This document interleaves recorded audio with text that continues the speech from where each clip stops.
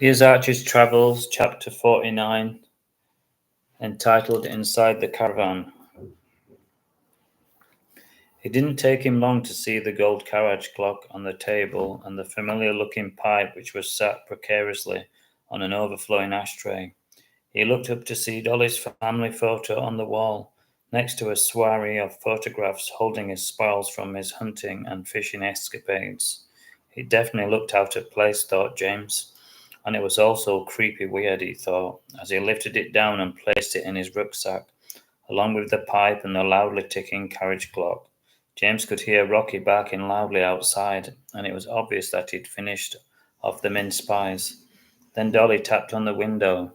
Hurry, hurry, she said, and James climbed onto the armchair, and he passed the heavy bag to Dolly, and then he slowly and carefully scrambled his way out of the window and to the safety of outside.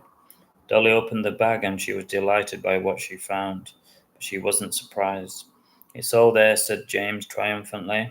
We've got him, said Dolly. We need to show all of this to my parents and see what they will do, she said seriously.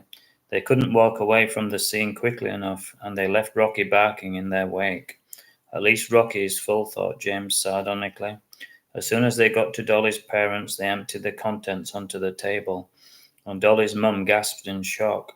How could a chief inspector do this? She said, shocked and amazed. He's supposed to uphold the law, not break it, she added.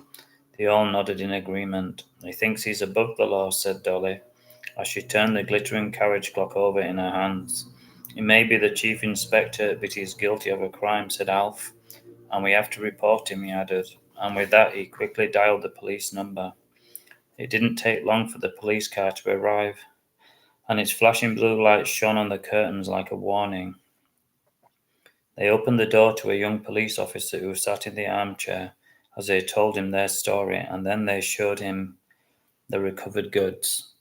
But they're still here where they belong, he said, looking puzzled, and he adjusted his shiny black helmet. That was when James stepped into the conversation.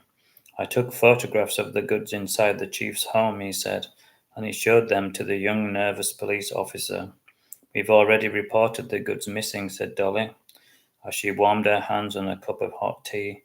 The officer wasn't happy. He didn't like the chief inspector, and he'd had a number of run-ins with him, but he was secretly scared of him. But that wasn't something that he was going to admit to.